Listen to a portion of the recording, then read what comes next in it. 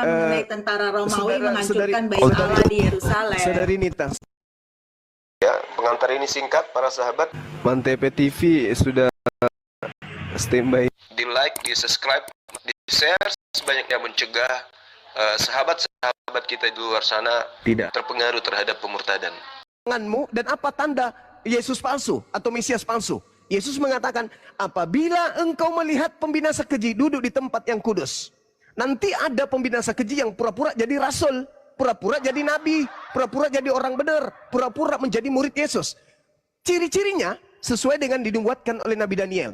Nabi Daniel menerangkan di dalam Daniel 11 nomor 31, dia menajiskan tempat suci, menajiskan tempat kudus. Orang sunat yang tidak bersunat, yang tadinya gak boleh masuk ke tempat suci, ketika dia duduk di tempat yang suci itu, yang kudus itu, orang yang tidak bersunat pun dimasukkan ke dalam rumah yang suci. Itu ciri-ciri. Yang kedua ciri-cirinya adalah menghapuskan korban hari-hari.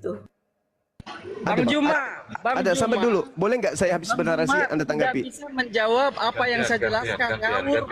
Oke. Kelihatannya Anda terlalu berat kalau menghadapi materi saya. Saya mundur ke poin yang pertama. Poin pertama Anda mengatakan, sabar dulu saudara. Tentang firman Tuhan tetapi tidak mengerti. Tetapi seakan-akan mengerti. Oke, baik. Saya ambil satu poin aja. Terlalu berat kalau Anda mengikuti materi saya. Kalau Anda mengikuti materi saya, Anda keteteran, Anda terlalu berat. Cukup yang satu saja yang saya ambil. Ketika Anda mengatakan manfaat Yesus disalib adalah untuk menebus dosa jasmani. Saya ingin tanya kepada saudara. Saya sudah jelaskan. Bagaimana memulihkan status manusia sebelum Adam dan Hawa. Aduh. Kalau mau diskusi dengan baik itu, saudaraku, kalau mau diskusi dengan baik, nanti setelah saya persilahkan, baru Anda berbicara. Darah hewan, nah. Saudara, ingat ya. Ya. Aduh. Gantian nanti bisa ditanggapi nanti. Gantian selesaikan dulu. Kalau mau berdiskusi dengan baik, selesaikan dulu narasumber. Waduh, ini. Terima kasih. Anda jangan ketakutan, Bu. Jawab penjelasan saya. Anda ngawur. Jangan ketakutan, santai aja. Kalau Anda santai, saya pun akan sopan sama Anda. Tapi kalau Anda pamer kebodohan dengan cara sombong, nanti mulut Anda kupijak nanti pakai sendal. Dengarkan saya dulu, Bang. Roma 8, aduh kenapa diturunkan? Ya udah, silakan yang lain. Masuk. Boleh saya kasih dalil. Iya, silakan. Dengar ya, dengar pengujian untuk Yesus Kristus, korban penyaliban di Ini bukan edis ini bukan. Cuman 1000 ini. Ya, yang penting dalam hal ini umat Islam sedunia sudah dimenangkan dengan pernyataan Edis yang mengatakan bahwa salib itu adalah rencana iblis. Nanti saya satu langkah lagi untuk mematikan langkah si Edis. Ya, ketika dia sudah mengakui bahwa salib itu rencana iblis, maka dia sudah masuk ke dalam perangkap Bang Suma. Ketika dia sudah mengakui. Si Edis itu sedang dikoreksi, sudah dibantah habis-habisan. Memang dia salah. Edis itu sebenarnya dia keliru, dia blunder. Edis itu benar. Dalam hal ini saya nggak banyak belajar. Edis kebanyakan. Baru kali ini saya akan membenarkan Edis. Baru kali ini saya membenarkan Edis. Ketika Edis mengatakan bahwa salib itu rencana iblis, saya ada di pihaknya. Itu betul. Itu benar. Nah sekarang Edisnya ini yang tinggal satu langkah lagi. Kenapa? Kalau iblis yang merencanakan penyaliban dan itu berhasil, berarti iblis adalah pahlawan bagi Kristen. Maka berterima kasihlah kepada iblis. Edis ini udah betul. Seperti itu. Edis ini udah benar. Edis ini sudah betul dengan mengatakan tidak pernah bahwa ada orang Kristen yang berterima kasih kepada iblis. Iya, ke gereja memang, itu betul. beribadah berterima kasih kepada Allah Bapa, kepada Yesus Tidak akan Kristus mungkin juga. orang Kristen akan nyata berterima kasih kepada iblis. Nggak akan mungkin. Sia-sia dong iblisnya nyamar jadi Yesus. Ingat ya, kata Yesus. Justru rencana Allah Bapa itu dengan kematian Yesus itu terbuka satu-satunya jalan keselamatan bagi umat manusia. Nggak bisa.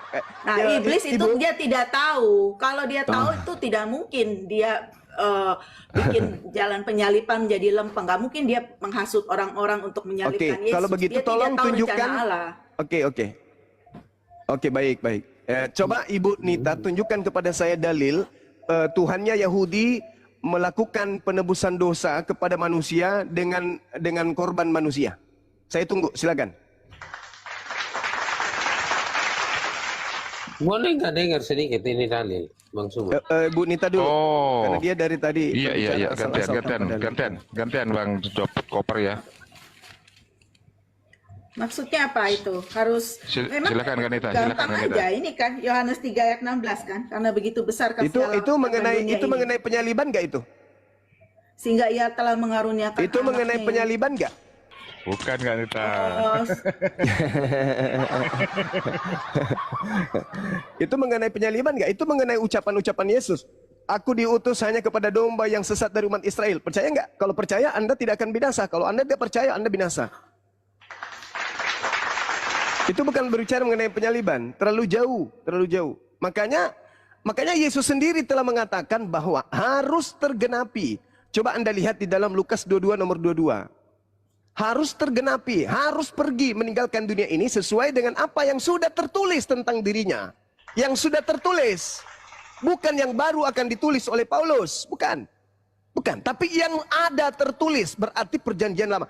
Dan Yesus menyebut kitab itu. Yesaya 53, mungkin Yesaya 53 itu bicara mengenai Saudariku, penyaliban juga. kalau berbicara mengenai Yesaya 53, itu berbicara mengenai Israel secara keseluruhan, dan itu Yesus sudah menerangkan Yesaya 53 itu di dalam Matius 23. Yesus yang menerangkan isi Yesaya itu di dalam Matius 23. Apa kata Yesus ketika Ini membahas loh, tentang Yesaya 53? Saya baca aja ya, saya baca aja. Saya baca ya. Iya, silakan. Gini. Silakan. Mulai dari ayat 4. Tapi sesungguhnya penyakit kita lah yang ditanggungnya dan kesengsaraan kita yang pikulnya.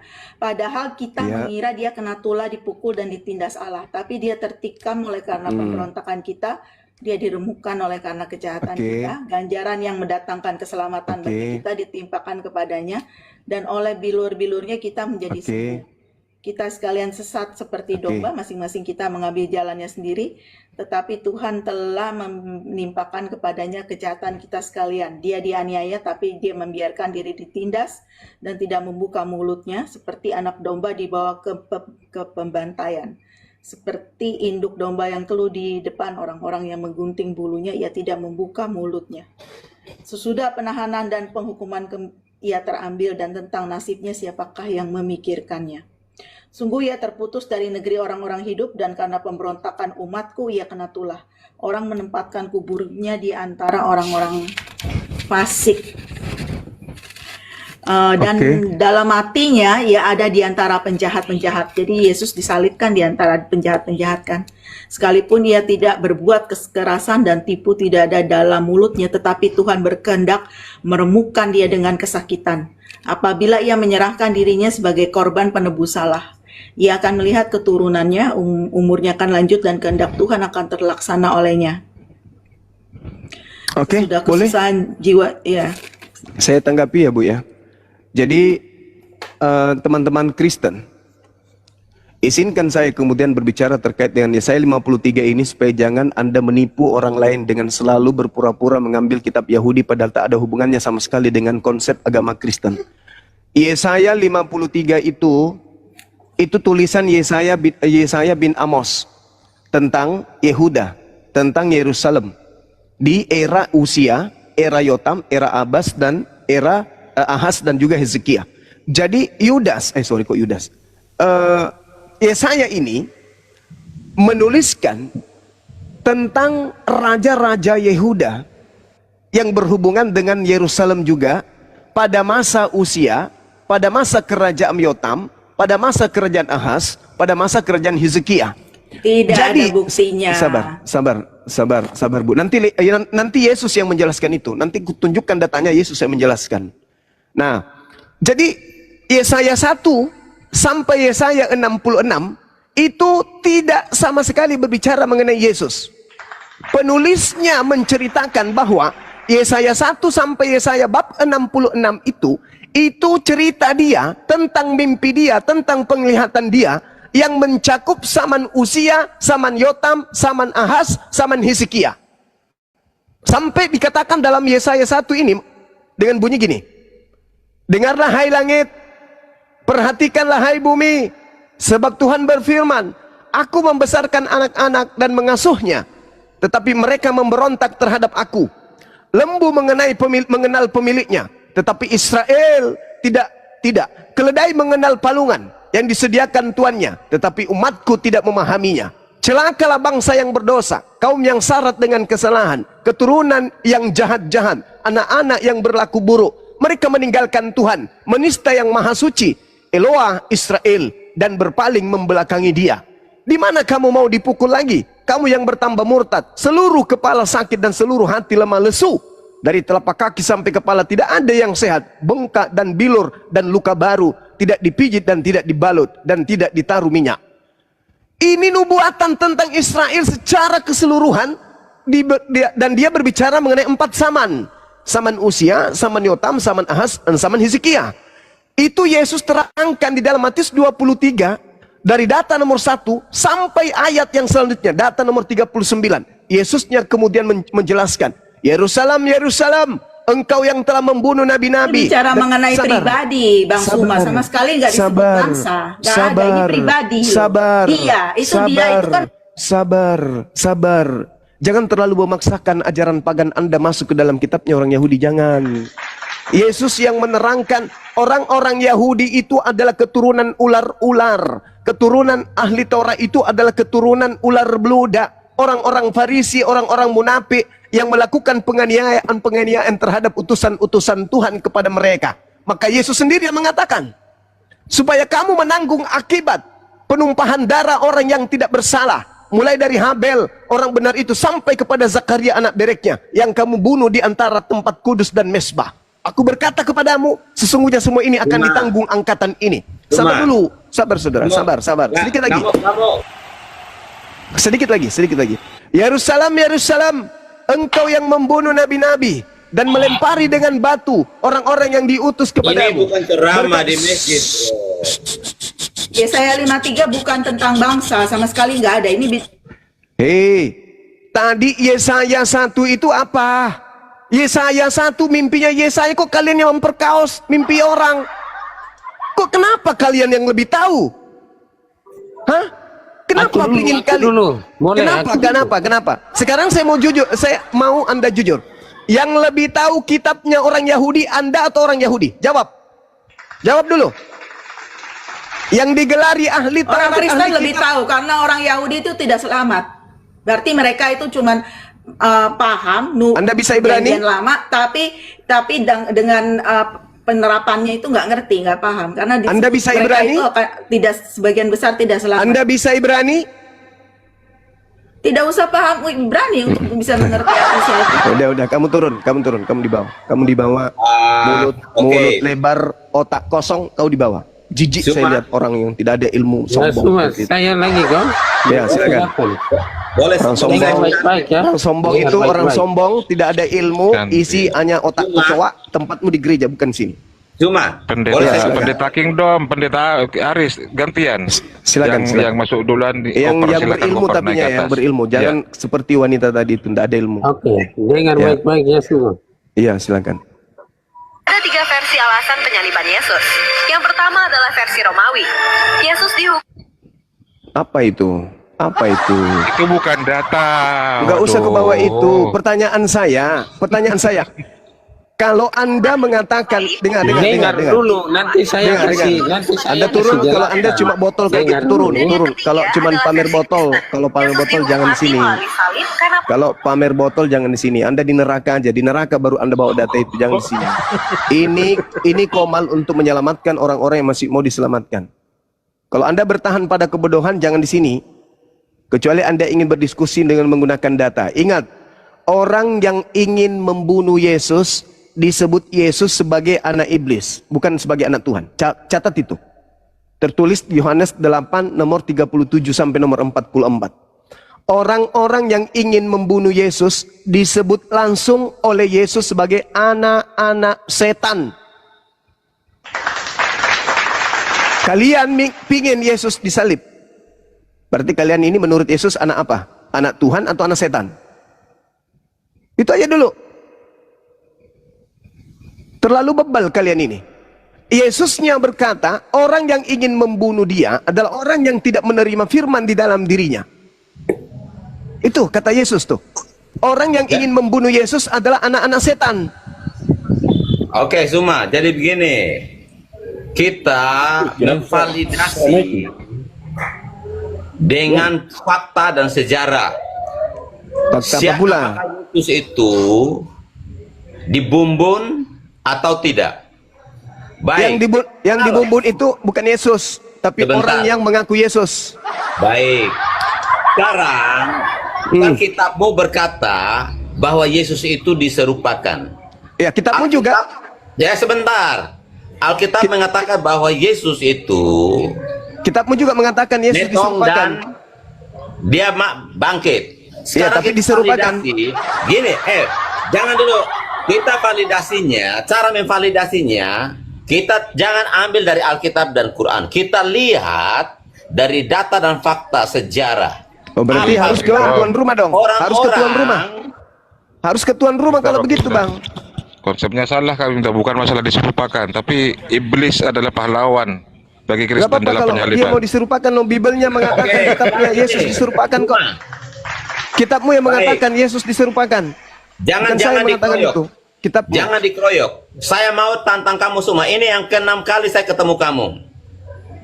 Kamu Oh ya? sudah berapa Saya nggak kali? pernah. Saya nggak pernah merasa. Saya sama kamu selalu kick saya. Belum selesai diskusi, Oh. baru mau masuk diskusi kamu kick saya. Ini yang ke-6 kali. Berarti saya Anda ketemu masih di kamu. bawah level berarti. Jadi Kalau orang sekarang pintar ini, nggak mungkin disuruh untuk di kick. ya, sekarang kamu bilang kamu klaim kamu pintar. Kita buktikan. Bukan pintar, Bibel. Saya baca Bibel. Saya baca Iya, Bibel. baik. Bukan saya pintar. Kita Kamu itu yang buktikan. membantah Bibelmu. Yang dongeng yang mana? Kitab Oke. atau Alkitab? Oke. Oke. Baik. Sekarang Baik. kita validasi cara Oke. gampang untuk caranya gampang untuk memvalidasi mana yang dongeng dan mana yang betul. Oke. Kita Silakan. ambil Mm-mm. kita ambil bukti Oke.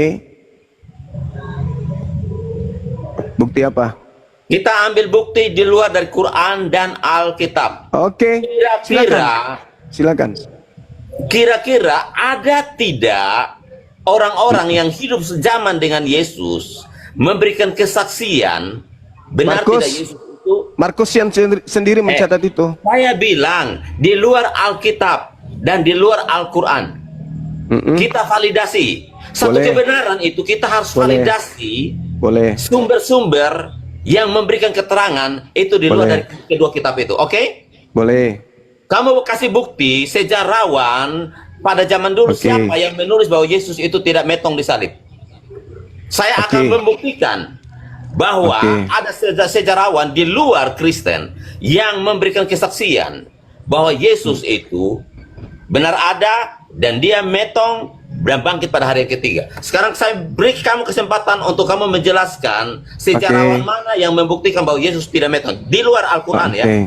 Oke. Baik. silakan. Oke. Jadi Al-Quran saya menjelaskan kemudian bahwa penyaliban itu ada. Penyaliban itu ada. Namun kemudian yang disalib itu bukan Nabi Isa alaihi salam. Itu yang pertama. Kemudian kalau Anda minta bukti, maka bukti yang paling kuat itu adalah tuan rumah. Siapa tuan rumahnya kemudian? Orang Yahudi. Orang Yahudilah yang kemudian yang lebih paham tentang penyaliban tersebut. Nah, kalau begitu, satu-satunya sumber yang akurat, yang mampu kemudian dipercaya di luar Al-Quran saya, yaitu adalah kitabnya orang Yahudi, dalam hal ini kitab Talmud. Karena orang Yahudi tahu penyaliban itu terjadi dan siapa yang disalibkan. Nah, kalau kita lihat Talmud, di dalam kitabnya orang Yahudi, Gittin 57a, di situ dikatakan bahwasanya, kubacakan samamu ya, kubacakan. Engkelos kemudian pergi dan membangkitkan Yesus orang Nazaret dari kubur melalui ilmu hitam. Itu satu. Jadi memang ada orang yang disalib. Menurut tradisi Yahudi, yang disalib itu namanya Yesus orang Nazaret. Dia dibangkitkan oleh Engkelos, dan Engkelos itu membangkitkan dengan ilmu hitam. Oke, Engkelos kemudian, sabar dulu.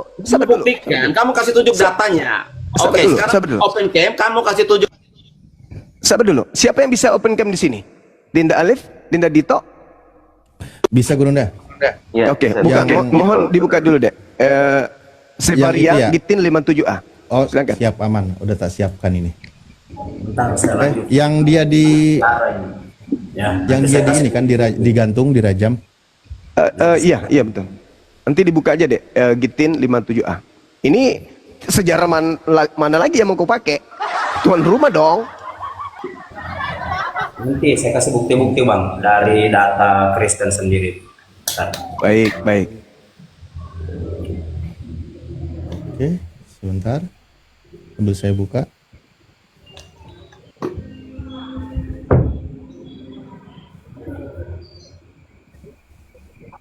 Nggak perlu kita lari kemana-mana ya.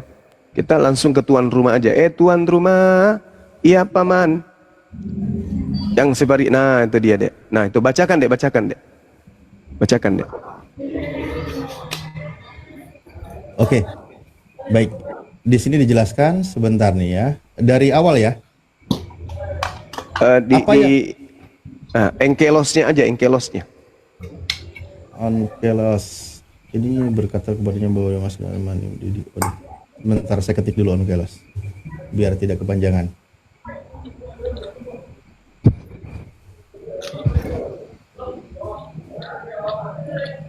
Oke. Oh ini. Aduh. Onkelos. Onkelos berkata kepadanya, apa hukuman bagi orang itu? Sebuah eufemisme untuk Yesus sendiri. Di akhirat, tanda tanya, Yesus berkata kepadanya, ia dihukum dengan kotoran yang mendidih. Seperti yang dikatakan sang guru, siapa yang mengolok-olok perkataan para bijak akan dihukum dengan kotoran yang mendidih. Yang di atasnya lagi dek. Di atasnya dek. Di atasnya lagi. Oke. Iya, Engkelos berkata kepadanya, apa hukuman bagi orang itu ya? Onkelos berkata kepadanya, haruskah aku melekatkan diri? Ini yang dari sini Gurunda. Atau ke atas lagi? Melekatkan diri ini ya sebentar. Engkelos kemudian pergi dan membangkitkan Yesus orang Nazaret dari kubur melalui. Onkelos kemudian pergi dan membangkitkan Yesus orang Nazaret dari kubur melalui ilmu hitam. Onkelos bertanya kepadanya, siapakah yang paling penting di dunia? Tempatmu berada sekarang?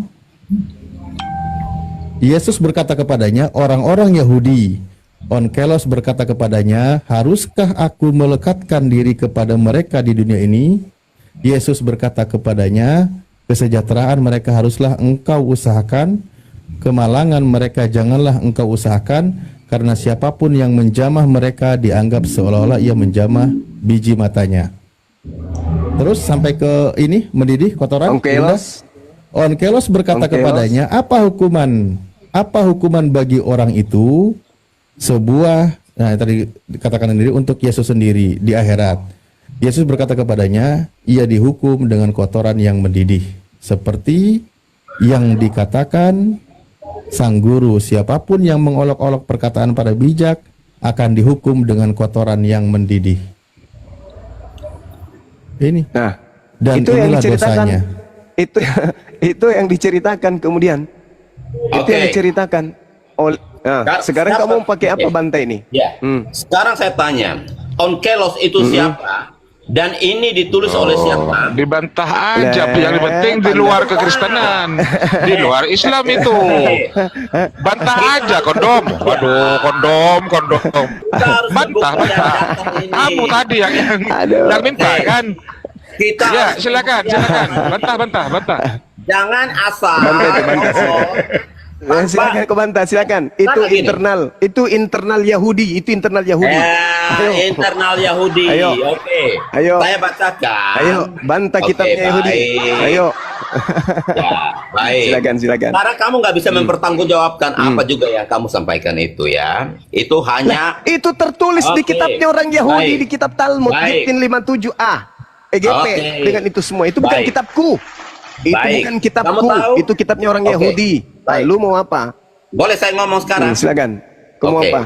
Ya baik. Ya, silakan. Kamu ambil dari kitab Yahudi, itu kamu tahu nggak? Ya, Kenapa karena orang dia yang Yahudi lebih itu tahu. menulis seperti itu? Ya, Kenapa nggak orang tahu. Yahudi menulis seperti itu? Karena Ya nggak tahu. pembuktian Kan tadi dari kau mereka. minta. Oke. Kau Sekarang, yang minta baik. tadi, kenapa kau bantah? Oke, baik. Saya buktikan. Oke, Enkelos Apa itu? Enkelos itu tahun berapa itu? Tahun berapa? Ya, saya nggak mau tahu. Itu Ya, kitabnya kamu orang nggak mau Yahudi tahu. berbicara mengenai Gittin 57, EGP. Nah, EGP. tidak masalah. Bantah itu. Oke, Itu internal saya Yahudi. Bantah gitu. Itu Oke. sudah ada sumbernya, datanya ada di Talmud itu. Oke. Ayo. Oke, baik. Ayo, Ini dari bantah itu. sejarawan Yahudi yang paling terkenal menulis tentang penyaliban Yesus. Siapa? Yusuf. Adalah Flavius Josephus. Ya? Flavius. Flavius Josephus. Oke. Aduh, itu Dia pembesar Romawi, menulis- itu pembesar Romawi. Hei, itu pembesar Romawi. Itu anak angkatnya Kaisar. Kamu, makanya Masya kamu Allah, belajar gimana sih? sejarah yang benar. Jangan longormu ada yang Sejarah lebih yang gede. benar. Ini Jangan Gittin, longormu kau bantah lebih Gittin. gede dari Gittin. otakmu. Nah, Gittin, kau bantah, sejarawan Gittin, kau Yahudi. bantah, Gittin. Flavius Siapa bilang sejarawan Yahudi? Flavius Josephus. Siapa bilang Flavius Ini Josephus itu? adalah Isi Yusuf sejarawan itu siapa Yahudi. bilang? Sekarang saya mau tanya kamu. Itu sejarawan Romawi. Hehehe. Sejarawan Romawi, saya punya bukunya itu. Kau belum lahir, saya sudah tamat baca bukunya itu. Weh, bikin malu. Dia tuh pengkhianat. Tadinya tentara Yahudi, pasukan Yahudi, kemudian berkhianat menjadi anak angkat Kaisar. Udahlah. Masih mau datang besok. Ternyata Ayo. ilmumu segini aja, Zuma. Lah kamu juga, ilmumu Pantasan apa? kamu 5 kali kick saya. 5 kali. Sama saya tantang kamu, kita debat konsep ketuhanan. Kamu takut. Iya, konsep Tuhan. Lalu Ini aja ketemu dulu, di ini aja gua, dulu. saya bilang, kenapa Ini aja kamu dulu, kick Anda saya? Anda sudah Kamu ngaku dihancurkan kamu ya. belum punya ilmu. Anda sudah hancur. Nah, Bang Indra. sekarang saya Kamu sudah membuktikan. hancur, udah hancur. Lah, Sekarang ketahuan. begini, kembali. Ketahuan kau Kembali penipu kepada kau. tema, kembali kepada tema. Oke. Kembali kepada tema. Sekarang gini, saya sudah Kembali kepada membuktikan sejarawan. Ini, oke, saya Penyaliban tanya kamu. itu, Kenapa penyaliban itu hadiah Allahmu dari setan yang maha tahu, atau hadiah dari Tuhan? Jawab. Allahmu yang maha tahu, kenapa dia tidak tahu siapa yang disalib? Saya tanya kamu. Siapa Mana yang dalilnya disebut dia tidak tahu? Allahmu yang maha tahu itu? Mana dalilnya dia tidak tahu? Mana dalilnya? Mana Allah- dalilnya dia tidak tahu? Al-Quran Mana kan dalilnya? berkata bahwa dia Mana dalilnya? diserupakan. Ah. Siapa? Iya. Mana dalilnya Allahmu kalau yang dia maha tidak tahu? itu? Siapa? Mana dalilnya kalau dia tidak tahu? Allahmu yang maha tahu itu. Siapa? Mana dalilnya kalau dia tidak Kamu tahu? buktikan Mana tahu mana dalilnya? kemahakuasaan Allahmu. Dia kan maha tahu. Udah Siapa? putus asa dia teman-teman. Siapa nama Udah putus orang asa yang dia. disalibkan Mending menurut Allah? istirahatkan aja, istirahatkan dia udah Menurut capek itu, udah Allahmu nggak bisa-bisa, siapa itu yang nggak bisa dia. disalibkan? Nah, kabur kau. Menurut kitabmu, menurut kitabmu yang Markus katakan bahwa Yesus menampakkan diri dalam rupa lain. Rupa lain itu rupanya siapa? Ayo, rupanya siapa itu rupa lain yang di situ? Mampus sudah kau. Kata Tuhanmu, kata kitabmu dalam Markus 16 bahwa Yesus menampakkan diri dalam rupa lain. Ayo. Rupanya siapa? Ayo. Dia pakai rupa siapa? Ayo. Jangan-jangan rupanya bom-bom. Rupanya bom-bom. Jadi sekali lagi saya katakan kepada teman-teman sekalian, baru kali ini saya sepakat dengan Edis ketika dia mengatakan bahwa salib itu adalah rencana iblis. Itu betul sekali. Berhasil nggak rencana iblis ini? Berhasil. Tapi ada tapinya. Yesus mengatakan iblis tidak akan berhasil. Ketika iblis berusaha untuk menyalibkan, kata Yesus, nggak berhasil. Sedikit pun iblis tidak berhasil. Di mana itu diterangkan oleh Yesus, teman-teman? Di dalam kitabnya orang Kristen sendiri, dalam Yohanes 12 dan Yohanes 14. Apa kata Yesus di sana? Jelas Yesus mengatakan bahwasanya penguasa dunia, yaitu iblis, sedikit pun tidak berkuasa atas dirinya. Itu diterangkan dalam Yohanes 14 nomor 30. Artinya bahwa ketika iblis memiliki rencana, kan sudah diakui oleh Edis bahwa iblis memiliki rencana membunuh Yesus. Nah, pertanyaannya, apakah kemudian iblis berhasil rencananya terhadap Yesus? Kata Yesus, iblis sedikit pun tidak akan berkuasa atas diriku. Berarti ketika iblis berusaha, punya rencana untuk menyalib Yesus, maka solusi yang paling benar menurut Bible itu sendiri dan juga menurut Al-Quran, Yesus tidak berhasil disalibkan, Nabi Isa tidak berhasil disalibkan, melainkan yang disalibkan itu adalah orang yang diserupakan. Jadi satu poin, Edis mengatakan penyaliban adalah rencana iblis untuk menyalibkan Yesus orang benar, tetapi endingnya ternyata tidak berhasil. Berarti iblis tetap saja memiliki rancangan untuk menyalibkan Yesus, tapi ternyata yang disalib oleh iblis bukan Yesus. Nah, berarti yang disembah oleh saudara Kristen itu bukan Yesus berdasarkan Yohanes 14 nomor 31. Subhanallah. Maka benarlah kata Al-Quran, aku menjadikan iblis sebagai sembahan mereka. Al-Quran surah Al-Araf ayat 27. Allah Subhanahu wa taala menjelaskan secara terinci, secara akurat kepada kita umat Islam bahwasanya Allah menjadikan iblis itu sebagai sembahan orang kafir. Allah mengatakan, innahu yarakum huwa wa kabiluhu min haitsu la tarawnahum inna ja'alna syayatin awliya lilladina la yu'minun. Aku menjadikan iblis sebagai Tuhan mereka disebabkan karena mereka zalim, tidak beriman kepada ayat-ayatku. Subhanallah. Oke, silakan diambil alih teman-teman. Ya, mungkin saya masuk sedikit dulu guru-guru sekalian ya. Karena tadi sempat disinggung ya tentang sejarah dibesarkan host. Ya. Oke, sebenarnya banyak sekali data yang menyebutkan bahwa Yesus itu diserupakan banyak. Saya akan angkat beberapa sejarah dari tokoh-tokoh yang mereka catat namanya ya. Oke, jadi tadi dia berbicara tentang Flavius Josephus ya. Tampaknya dia tidak mengerti siapa itu Flavius Josephus. Tapi sebelum saya ke Flavius Josephus, kita ke Santo Irenaeus dulu ya. Santo Irenaeus ini adalah cucu dari murid Yohanes ya. Jadi Yohanes punya murid, dia cucu murid Yohanes. Yohanes punya murid namanya Polikarpus dan Ignatius. Polikarpus punya murid namanya Santo Irenaeus. Ya, Santo Irenaeus ini adalah uskup di Ludum, Galia ya. Kalau sekarang layan Prancis. Beliau ini lahir tahun 130 Masehi, wafat tahun 202 Masehi. Beliau mengarang buku yang sangat terkenal ya, paling populer dan jadi perbandingan oleh para teolog dunia. Bukunya itu berjudul Adversus Heresis. Buku Adversus Heresis jelas menceritakan bahwa terjadi keraguan-raguan pada petinggi-petinggi agama pada saat itu siapa yang mereka salibkan. Nah, bahkan dalam buku Adversus Heresis ini ya, di sini Santo Irenaeus yang juga cucu murid Yohanes, murid dari Polikarpus yang menjadi uskup di Ludum, Prancis, mengatakan sebenarnya memang bukan Yeshua Mesia yang disalib, tapi Simon orang Kirene. Ya.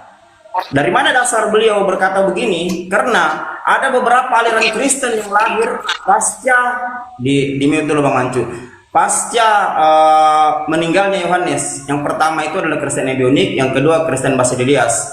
Kedua Kristen yang turunan pertama ya dari murid Yesus ini tidak pernah mengakui kalau yang disalib itu adalah Yeshua HaMashiach, tapi seorang yang diserupakan.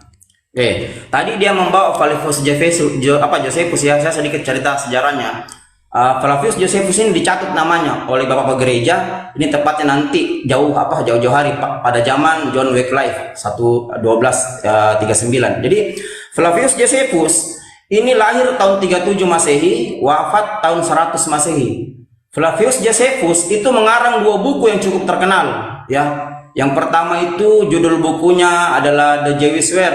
The Jewish War ini adalah perang Yahudi, di mana Flavius Josephus menceritakan keterlibatannya dalam perang Yahudi. Flavius Josephus ini adalah seorang jenderal tentara Yahudi dari kelompok Selot yang berhasil membelot atau berkhianat hingga bergabung dengan pasukan Roma. Ya, atas perintah Jenderal Vespasianus atau yang kita kenal dengan bapaknya Jenderal Titus yang menghancurkan Bait Suci kedua. Nah, Flavius Josephus juga mengarang buku ya Encyclopedia of the Jews, sejarah kuno Yahudi. Kalau kita baca buku ini, memang buku ini bercerita bahwa Yahudi itu tidak pernah berbicara tentang nubuatan-nubuatan di mana orang mati bangkit lalu tebus dosa, tidak ada. Saya berkali-kali bilang bahwa Kristen itu memanipulasi bahkan mematikan budaya Yahudi, mengambil hanya untuk kepentingan pribadi. Ya, dalam salah satu bukunya Flavius Josephus bercerita bahwa apa yang terjadi dalam sejarah Yahudi kuno itu adalah nasionalisme atau pemulihan bangsa Israel. Tidak pernah ada nubuatan-nubuatan tentang seorang Mesia yang harus tergantung di kayu salib. Silakan dibeli bukunya Bang ya, bukunya ada ya. Judulnya itu saya ulang ya, Encyclopedia of the Jews ya, sejarah kuno Yahudi. Silakan dibeli. Ya, jadi kawan-kawan, saya berkali-kali katakan, penyalin kitab Bible ini sama sekali tidak tahu tradisi Yahudi, budaya Yahudi. Kalaupun dia tahu, dia sengaja membuat hoax. Kalau kita lihat Yesus murid-muridnya, kita harus melihat dari budaya Yahudi, budaya Israel, bukan budaya Yunani ya. Saya kasih contoh yang kecil saja kawan-kawan ya. Saya kasih contoh kecil, budaya Pesah. Budaya Pesah, karena saya seorang pemerhati budaya Yahudi, budaya Pesah itu adalah budaya yang disucikan, salah satu yang disucikan oleh bangsa Israel, di mana budaya Pesah itu memperingati hari keluarnya ya bangsa Israel dari penjajahan Mesir oleh Musa. Ini simbol pembebasannya adalah darah hewan. Ini yang diambil, dimanipulasi, ya diasimilasi paksa oleh otoritas Roma, mengambil budaya Paskah, memindahkan budaya ini ke budaya mereka, lalu mengganti simbol pengorbanan hewan, darah hewan menjadi pengorbanan darah manusia. Dasarnya dari, saya pernah bilang bahwa status epistemologi Bible itu this is the formulation of pagan teachingnya. Jadi formulasinya ya itu dari ajaran pagan. Kita bisa buktikan itu, dan banyak bukti untuk itu. Nah, sementara kalau abang bercerita tadi bahwa Flavius Josephus itu adalah salah satu sejarawan yang memperkuat penyaliban Yesus, Anda salah. Kenapa? Karena Flavius Josephus tidak ada hubungannya dengan penyaliban Yesus. Flavius Josephus anak seorang imam besar di Yerusalem. Ibunya seorang yang berdarah Yunani. Ya, tidak ada sangkut pautnya dengan murid-murid Yesus. Flavius Josephus tidak ada sangkut pautnya dengan murid-murid Yesus. Kecuali kalau Anda bicara Papias. Papias ini memang ada sangkut pautnya karena Papias salah satu cucu murid dari Yohanes. Jadi tidak ada masalah ya. Kalau Anda bicara Flavius Josephus, ini namanya dicatut nanti tahun 1239 pada saat Bible ditulis ulang oleh seorang yang bernama John Wycliffe. Silakan dicari sejarahnya kawan-kawan ya. Silakan ya, karena yang saya narasikan ini sama sekali bukan hoax, tapi semua ada bukti fisiknya, ada bukti-bukti sejarahnya. Jadi kalau Anda membawa Flavius Josephus, saya katakan bahwa Anda hoax. Ya, Anda mencoba menipu. Kenapa? Karena tidak ada hubungannya Flavius Josephus dengan penyaliban Yesus. Karena Flavius Josephus lahir 4 tahun setelah Yesus naik ke langit. Dan Flavius Josephus tidak ada hubungannya dengan Paulus, murid-murid Yesus, bahkan Yesus sendiri. Nah, itu mungkin sedikit dari saya menjawab tadi si Kingdom itu, karena coba menipu dengan nama Flavius Josephus sementara tidak mengerti siapa Flavius Josephus. Nah, silakan dilanjut mungkin guru-guru yang lain, silakan lanjut Bang Zuma mungkin. Itu sedikit dari saya. Ya, Masya Allah, luar biasa ini. Semakin sempit pergerakannya Pak Bom Bom. Susah bernapas lagi dia sekarang. Jadi gitu teman-teman sekalian. Ya, sekali lagi pertanyaan ini materi yang sudah kita lewati ya. Kata Quran, mereka hanya berselisih paham terkait dengan penyaliban itu, dan alhamdulillah kita lihat saban hari mereka benar-benar berselisih paham tentang apa yang terjadi kepada Nabiullah Rasulullah yang datang di tengah-tengah kaum Israel yang mengajarkan tentang hikmat Injil kepada Bani Israel. Nah, ketika saudara-saudara kita dari pihak Kristen sudah mulai memeriahkan materi ini, saya sempat nonton di Komalnya Bom Bom. Di situ ada Kiamit, ada si Cepot, ada si Edis juga, ada beberapa ya tokoh-tokoh hujat ya, termasuk Tante Elia, ada beberapa di situ kemudian yang tampil di sana. Mereka saling bantah-bantahan satu sama yang lain. Mereka marah besar kepada Edis karena Edis mengatakan bahwa penyaliban itu adalah rencana iblis. Mereka lupa bahwasanya rencana penyaliban itu sejarahnya secara detail. Kalau yang tertuang di dalam Bible, ya, jadi sejarah yang tertuang di Bible, catatan yang tertuang di Bible, entah itu sesuai dengan fakta atau tidak, yang jelas itu tertuang di dalam Bible. Di Yohanes 11 nomor 45 sampai nomor 57, itulah cikal bakal awal kenapa orang-orang Yahudi sepakat melakukan pembunuhan terhadap Yesus. Itu cikal bakalnya. Jadi yang melatar belakangi tertulis di situ bahwasanya mereka sepakat membunuh Yesus sebab mereka takut bangsa mereka dirampas oleh kekaisaran Roma pada saat itu. Sehingga sahabat-sahabat sekalian, imam-imam kepala dan juga mahkamah agama, orang Farisi, ahli Taurat, kemudian sepakat membunuh karena tidak menemukan kesalahan sedikit pun terhadap Yesus. Maka mereka melakukan kesaksian-kesaksian palsu, mereka melakukan tipu muslihat.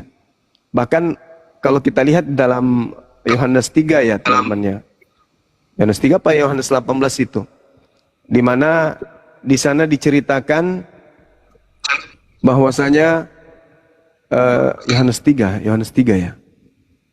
Yohanes 3 enggak itu tertulis? Halo. Sabar dulu. Yohanes 13. Tentang apa, Gurunda?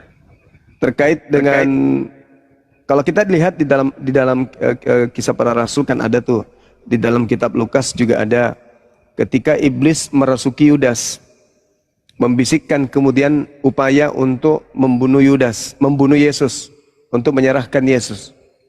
Itu jelas bahwasanya iblis merasuki Yudas itu tujuannya agar Yesus itu bisa disalibkan. Begitu juga ketika imam-imam kepala melakukan tipu muslihat di Matius 26 nomor 4 nomor 59. Mereka sepakat melakukan tipu muslihat.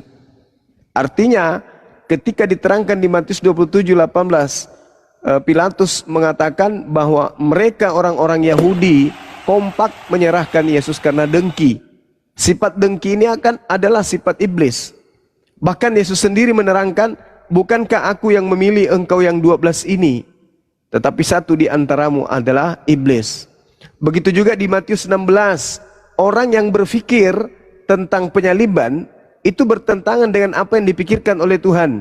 Petrus berpikir Yesus akan mati, berarti Tuhannya berpikir kebalikan daripada itu, bahwa Yesus tidak akan mati meskipun seluruh orang Yahudi dan Romawi kerjasama untuk membunuhnya. Itu yang ketiga. Yang ketiga, Yesus sendiri yang memberikan kemudian kurikulum pengajaran bahwa dia harus pergi sesuai yang tertulis dalam kitab Mazmur, dalam kitab Taurat, di dalam kitab Amsal, kitab Nabi-Nabi. Nah, berarti rujukannya bukan kepada kitab Perjanjian Baru. Kalau bukan kepada Perjanjian Baru, berarti gugur semuanya. Apa yang dicanangkan oleh gereja, yang dicanangkan oleh Kristen, keselamatan karena darah Yesus, keselamatan karena tebus dosanya mereka, itu semuanya tidak benar berarti. Karena Yesus mengatakan harus digenapi yang tertulis di Perjanjian Lama. Sedangkan di Perjanjian Lama tidak ada Tuhan menginginkan kematian terhadap orang yang benar. Tidak ada. Orang yang menginginkan kemudian rencana atau merancang kebusukan terhadap orang benar, ya, itu adalah sesuatu yang sangat dimurkai oleh Tuhan. Itu diterangkan dalam kitabnya orang Yahudi. Jadi benarlah apa yang dikatakan oleh Edis bahwa salib itu adalah rancangan atau rencana iblis. Tepuk tangan untuk Edis karena sudah mulai agak waras. Silakan. Oke, mungkin nambah sedikit lagi nih ya, karena apa ini temanya ya. Tahan dulu Bang, saya nambah sedikit dulu karena ini masalah Edis ya dengan Pak Bombo. Jadi begini kawan-kawan ya, kali ini memang kita harus mendukung Edis. Kenapa? Saya tidak berbicara iman, tapi saya berbicara tradisi atau budaya Yahudi karena saya pemerhati budaya Yahudi. Kawan-kawan, dalam tradisi Yahudi itu memang satu karya Tuhan Yahudi itu harus dimulai dari Tuhan mereka dengan melibatkan malaikat. Sebelum penyaliban Yesus itu ada 16 orang juru selamat yang dikatakan juru selamat tersalib dalam bangsa Yahudi, kan begitu. Jadi begini kawan-kawan ya, kalau kita lihat kita perhatikan ya dalam tradisi Yahudi ya, ketika Yahudi meyakini bahwa semua kisah-kisah penyaliban itu tidak sama sekali melibatkan malaikat, dengan demikian Yahudi berkata bahwa penyaliban sebelum Yesus maupun sampai ke Yesus bukanlah karya Tuhan. Kenapa? Karena menurut mereka, menurut tradisi Yahudi, satu karya Tuhan itu harus dimulai dengan melibatkan malaikat. Tapi kita lihat ya, tidak ada sejarah yang menulis ya orang-orang yang disalib sebelum Yesus bahkan sampai ke Yesus itu melibatkan malaikat, justru melibatkan iblis. Karena kenapa? Salib menurut budaya Yahudi itu adalah simbol kesengsaraan. Salib terminologi dari simbol kesengsaraan yang dimulai dari Babilonia kalau Alkitabiah, kalau Alkitabiah mulai dari Mesir kuno lalu masuk ke Persia. Kan begitu kawan ya. Memang betul kata Edis, dan saya sudah sering sampaikan ini bahwa karya penyaliban bukanlah karya Tuhan atau karya Allah menurut tradisi Yahudi. Jadi saya menjawabnya dari sisi budaya. Kawan-kawan ya, saya tidak menjawabnya dari sisi iman, tidak sama sekali, tapi saya menjawabnya dari budaya Yahudi, bahwa budaya Yahudi tidak pernah mengakui kisah-kisah penyaliban yang berapa ratus orang yang disalib dalam budaya Yahudi itu adalah karya Tuhan, tapi semuanya adalah karya iblis. Nah, begitu. Bang Goto, gantian dong Bang Goto, ya, dan Bang Suma dan Bang Goto yang jago-jago ayat Alkitab. Iya. Kasih kesempatan buat teman Kristen ini, Bang Macu. Iya, silakan. Dimin dulu Bang Goto. Ya, silakan. Kita masih di jalan ya. Kita diskusi biar sama-sama Pak. Iya, sabar Macu, sabar Macu. Ya, dikondisikan Kang Dito, sama masih di jalan ini Kang Dito. Siap. Oke, silakan langsung diskusi temanya iblis pahlawan salib. Ya, silakan dengan Gurunda. Ya, mangga. Saya berharap diskusi ini menarik ya. Jadi supaya jangan kita framing antara Bang Edis sama Bang Bombom ya. Iya. Jadi saya cerita gini ya. Izinkan saya sampaikan habis, baru silakan Bang Suma sama Bang Goto yang pakar Alkitab ini bisa menanggapi kita diskusi ya. Jadi begini, pada dasarnya kita semua manusia ini sudah mewarisi yang namanya kematian. Dari zaman apa? Zaman Adam, melalui Adam itu. Jadi manusia ini sebenarnya sudah mewarisi kematian itu. Tapi melalui Yesus Kristus, kita semua ini ya memperoleh kehidupan. Kita harus bersyukur di situ. Nah, saya mau lihat begini. Kalau abang-abang yang ganteng semua di sini bilang bahwa Mesias itulah Yesus, itu adalah benar, apa yang dia sampaikan itu benar, maka kalau memang seperti itu kalian mengakui Yesus, apa yang disampaikan Yesus itu adalah yang perlu diikuti, maka saya mau sampaikan begini. Bukan itu yang dibahas rencana siapa. Iya. Akan menuju ke sana, Bang. Jangan melebar, Bang Mancu, jangan melebar. Langsung aja, rencana siapa. Ya, jadi Yesus sendiri yang berkata, Anak manusia akan disalibkan. Kalian harus paham itu dengan baik. Iya, rencana siapa?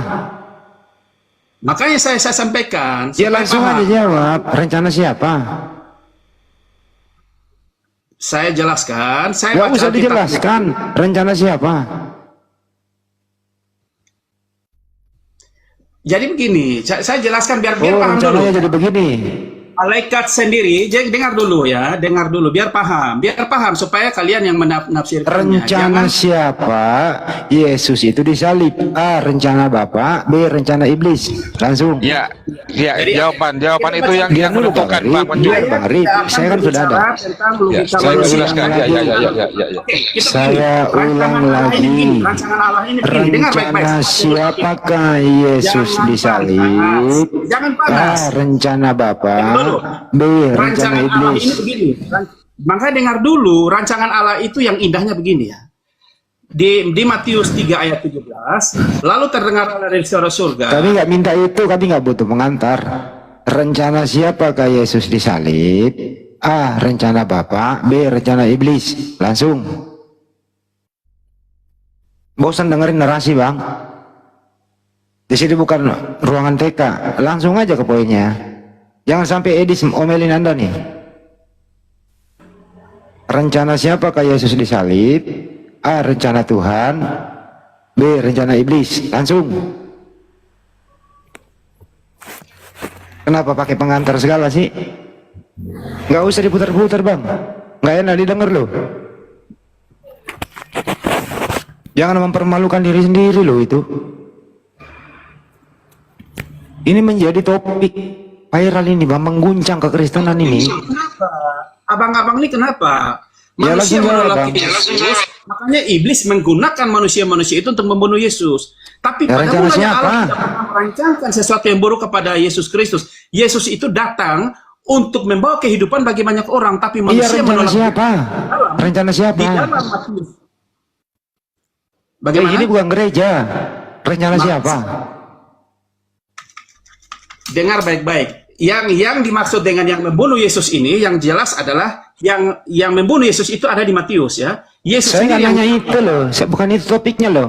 Ini topiknya di bahasa Indonesia nih. Rencana siapakah Yesus disalib? A. Rencana Bapa. B. Rencana iblis. Lanjut. Kenapa jadi muter-muter ya? Nggak malu abang ini? Beri sedikit harga sama diri Anda loh itu. Harga diri Anda Bang. Bang. Kalau kalian mau pintar, dengar orang. Jangan kalian pakai logika kalian yang nggak nyambung. Tidak pintar tapi sok pintar. Justru Anda ini. Justru Anda ini yang kiri belok kanan. Abang ngerti nggak bahasa Indonesia? Saya ulang nih. Nggak usah dijelaskan. Kami di sini nggak minta penjelasan. Kami di sini minta Anda memilih. Kami tidak minta penjelasan karena udah jelas. Anda tinggal memilih rencana siapakah. Saya ulang ya. Rencana siapakah Yesus disalib? A. Rencana Bapa. B. Rencana Tuhan. Yesus sendiri yang menyatakannya. Yesus sendiri yang menyatakannya. Tidak ada rancangan Allah buruk kepada Yesus. Kita bertanya itu yang benar. Ini orang ini kayaknya orang sedang ini juga nih. Baca baik-baik Matius. Kalian baca baik-baik Matius itu. Biar kalian paham. Itu nubuat itu, bukan rencana ya. Saya ulang lagi nih ya. Kamu maju, diam dulu maju. Siapakah punya rencana Yesus mati di tiang salib, Ferdi? A. Rencana Bapa. B. Rencana iblis. Rencana di Alkitab tidak ada rencana si iblis, tidak ada. Oke, baik, tidak ada. Lanjut kedua. Siapakah yang melakukan pembunuhan terhadap Yesus? Ya, yang tidak menerima dia sebagai Tuhan dan Juru Selamat. Mereka lah yang Siapa? Ya. Siapa pelaku? Siapa pelakunya? Loh, pelaku ya itulah orang-orang dulu tuh. Apalagi kau? Siapa? Ya mereka yang mengeksekusi dia. Iya, siapa itu? Siapa itu? Kenapa kau tanya siapa? Sudah jelas di Alkitab kami mengatakan ya. Jadi kalau kau punya pertanyaan itu yang pintar kita. Kenapa kau tanya siapa? Jelas di Alkitab kami begini apa sih? Yang pasti yang membunuh dia yang tidak menerima dia. Dengerin ya. Di dalam Bible itu ada Yahudi. Tidak ada rencana, Yesus tidak direncanakan. Ya udah kalau nggak rencana lu diam dulu. Pelakunya ada 3, ada Yahudi, ada Yudas berkhianat, ada tentara Romawi sebagai eksekutor. Itu nubuat. Dengerin dulu, selesai jelasin dulu, dengerin dulu. Habis ini baru lu ngomong. mereka bertiga ini orang jahat atau orang baik? Yang membunuh Ya Yesus orang pastilah jahat kalau atau membunuh orang baik? Tuhan, kalau udah mereka membunuh jelas orang jahat semua itu. Orang jahat, pinter. Ya jelas lah. Orang jahat itu dipengaruhi oleh iblis atau karena perintah Tuhan? Ya pengaruh dari iblis. Ya, pengaruh dari iblis. Tapi bukan rencana iblis. Tapi bukan rencana iblis. Pengaruh dari iblis tapi bukan rencana iblis. Oke. Kalau iblis menguasai mereka ini untuk membunuh Yesus, karena iblis ini kan dia tidak suka Yesus. Apa masalahmu? Jadi menurut Anda, Pertanyaanmu yang Yesus salah. berkata, dengarkan dulu, Pertanyaanmu yang salah gitu. Dengarkan dulu. Kau boleh menyalahkan pertanyaan nggak apa-apa. Yang penting kau bahasa Indonesia nyambung. Iya. Menurut Anda, dengarkan dulu. Menurut Anda, pelaku pembunuhan Yesus ini orang baik atau orang jahat? Ya sudah pasti orang jahat karena Orang mereka jahat, orang baik. Sekarang saya tanya kamu, kalau membunuh orang baik, dia orang baik atau Orang orang jahat? jahat, orang jahat. Ya pasti orang Lanjut. jahat dia. Tidak mungkin orang baik membunuh orang baik. Dengarkan dulu, sumber kejahatan itu A dari Tuhan, B dari iblis. Iblis. Nah, tapi bukan rencana iblis ya. Udah diakui, selesai lu, diam lu. Udah diam. Selesai lu, tugas lu selesai. Jangan di-mute, siapa yang mute nih? Kan tugas lu udah selesai, udah dijawab. Iblis ini tidak suka orang baik, ya kan? Sudah jelas kan? Ya pasti orang baik datang ke dunia dia Udah tugas lu udah selesai. Iya, yang pasti, tapi bukan rencana iblis. Siapa rencana iblis? Jadi tidak ada perencanaan ya. Tidak ada, iblis tidak berencana untuk Yesus. Iblis tidak Mereka menguasai ini, mereka tapi karena nubuat, susah juga ya, ini satu nih. dia harus mati, ya, tapi dia harus bangkit, ya, itu nubuat. Kenapa kau ngomong terus? Iya. Kalau tidak ada, pertanyaanmu sudah salah, kau pertahankan gitu loh. kau ngomong terus, bisa nggak sih? Kalau ngomong lagi dia. Hak saya dong, hak saya untuk membantah. Ya, kau ngomong terus sampai pagi, nggak ada. Kau ngomong terus. Silakan aja kau bertanya, saya akan tolak pertanyaanmu. Rencana iblis tidak ada, rencana iblis nggak ada. Itu nubuat, ya. Itu menunjukkan bahwa Yesus mati akan dan bangkit. Itu menunjukkan bahwa dia adalah Tuhan.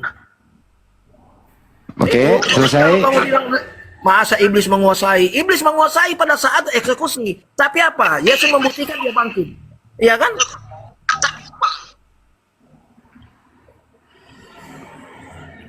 Lanjut Udah, pertanyaan cukup. lagi Iya, lah. ngomong terus. Yang lain, jangan pertanyaan yang gak jelas. Pertanyaan yang lain lagi, yang pintar-pintar.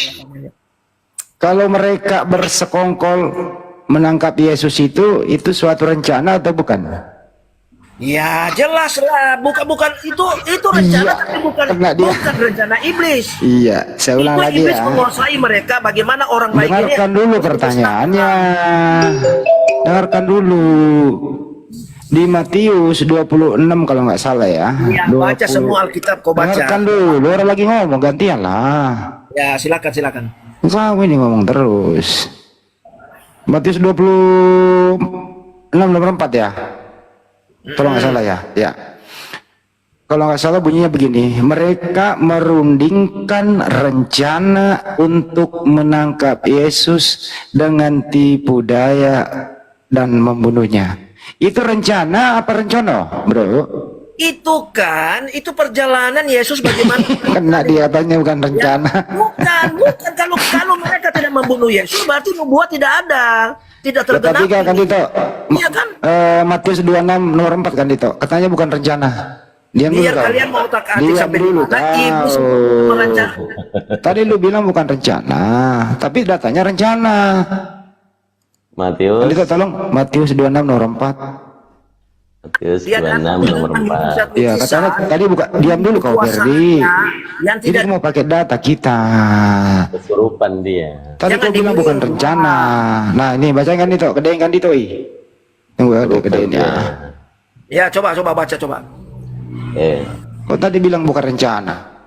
Dan mereka merundingkan sesuatu rencana untuk menangkap Yesus dan tipu muslihat dan untuk membunuh dia. Terus kata iblis itu mana? Ada kata iblis itu? Pertanyaannya, ini rencana atau bukan? Nah, ada kata iblis nggak di situ? Saya tanya rencana dulu. Iblis atau rencana siapa? Ada kata iblis Ini nggak? rencana atau bukan? Iya, ada iblis di situ nggak? Ada kata iblis nggak? Ayo. Tipu muslihat itu tipu muslihat iblis. Aduh. Astagfirullah. Mana iblis di situ? Mana iblisnya? Diam dulu ya, lu bertanya kan? Ya, oke. Nah, sekarang ayat ini saya balik Kau yang bertanya, kau pula yang ngomong. Bentar dulu, saya balik bertanya dengan ayat yang kalian tunjukkan ini. Mana rencana iblis itu? Mana Ya, rencana makanya iblis? kita mau jawab ini kan. Ayo silakan. Kalau bertanya itu, mulut itu dilakban atau mulut itu ngerocos? Iya, saya kan tanya, jelas saya harus tanya dong. Tidak ada kata iblis itu. Terus kalian memutuskan bahwa itu ngerocos kata saya iblis, mana iblisnya? Mana kata iblis itu? Ayo. Kan gitu. Ayo buktikan dong. Susah kali kita diskusi sama dia karena dia ngomong terus. Tidak. Kalau buktikan kau kata ingin iblis membunuhku, iblislah bapakmu. Caranya begini nih orang ini ya. Nah, mana kata iblis Caranya itu? begini nih orang ini nih. Kau dibawa dulu. Nah, setelah nanti kau ngerocos saja dibawa. Kalau perlu lu panggil Pak RT, lu panggil Pak RW, lu ngerocos saja di rumah. Nah, setelah selesai nanti kita ngomong di sini baru lu naik. Tadi kan dari awal orang yang ingin membunuh Yesus itu adalah orang jahat. Orang jahat itu dipengaruhi oleh iblis. Orang-orang yang merencanakan ini itu orang jahat, artinya orang yang dipengaruhi oleh iblis. Jadi orang yang merencanakan pembunuhan Yesus ini adalah orang yang dipengaruhi oleh iblis. Secara tidak langsung iblisnya memang nggak ada, tapi orang inilah yang iblis yang membunuh Yesus, kuceluk. Ya udah, kenapa? Jangan curhat. Diam dulu yang lain. Secara memang tidak langsung di situ iblis yang nggak ada, tapi Ya udah, orang saya ini jawab yang berbentuk iblis. Ya udah, saya jawab pertanyaanmu. Kenapa? Dibawa dulu ya. Dibawa dulu. Tadi dari awal orang jahat itu ingin membunuh Yesus itu dipengaruhi oleh iblis. Tadi Anda mengatakan tidak ada perencanaan membunuh Yesus. Dikasih datanya, ternyata ada perencanaan. Jadi orang-orang yang berencana ingin membunuh Yesus adalah orang jahat. Orang jahat ini pasti dipengaruhi oleh iblis. Itu kan selesai sebenarnya. Jadi kalian sebenarnya ini bumerang. Maju kena, mundur kena. Kenapa? Terbukti sudah bahwa iblislah yang menjadi bapakmu sehingga kau ingin membunuh aku. Jadi jasa iblislah yang membunuh Yesus. Dijadikan oleh iblis momentum untuk bertuhan dan menebus dosa. Selesai. Lanjut. Tadi sudah dijelaskan sebenarnya Bang, bahwa dalam tradisi Yahudi itu ketika karya Tuhan dimulai, itu harus melibatkan malaikat awalnya. Tapi penyaliban Yesus itu awalnya melibatkan iblis, Yohanes 13 ayat 2. Kan jelas di situ ya. Tradisi Yahudi Bang, tidak pernah mengakui ada karya Tuhan dimulai dari iblis. Tidak, karya penyaliban itu dimulai dari iblis, Yohanes 13 ayat 2. Di saat iblis membisikkan itu kepada Yudas untuk menjual Yesus dengan 30 keping perak. Ya, sebenarnya sudah jelas. Hanya mereka ini mencoba mengikuti satu doktrin yang memang dasarnya dari ajaran pagan. Jadi sulit Bang kita menjelaskan. Mereka pasti tolak karena sudah menjadi doktrin. Itu sudah menjadi keyakinan mereka tuh. Oke, kembali ya, izin Bang Goto, biar kita tetap lanjut diskusi. Gurunda juga biar memberikan ajaran buat kita. Bang Macu langsung aja ke poinnya, atau Gurunda dulu, silakan Gurunda tafadhol. Ya. Jadi tadi saya kan sudah sampaikan. Biar dulu dari tadi Saudara Macu ini, silakan. Oh iya. Silakan Bang Suma yang ganteng. Iya, lanjut Bang, lanjut. Saya dengarkan dulu Bang. Jadi Bang Suma. Ya. Gimana? Jadi biarkan saya sampaikan, selesai dulu. Siap. Di-cut lah, jangan kita diskusi seperti kayak berdebat, nggak bagus itu. Ya. Oke, lanjut. Oke, jadi kematian itu tidak ada rancangan siapa-siapa di situ, ya. Yang menyampaikan bahwa anak manusia harus disalibkan itu Yesus sendiri, ya. Jadi Yesus itu datang sebenarnya adalah tujuannya membawa kehidupan.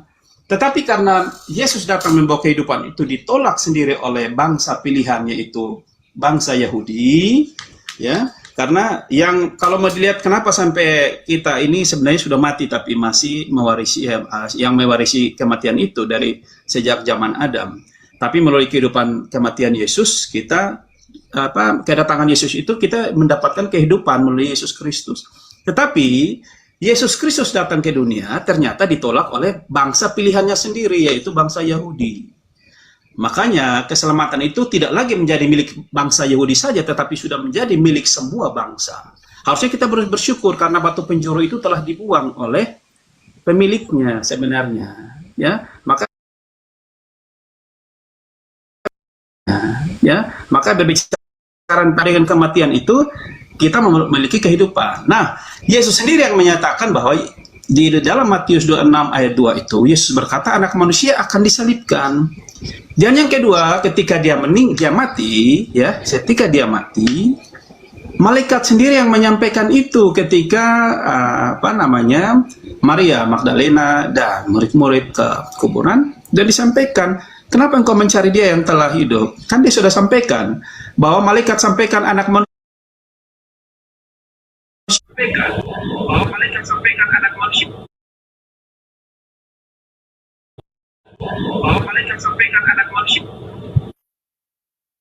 yang besar, bukan manusia yang ngomong.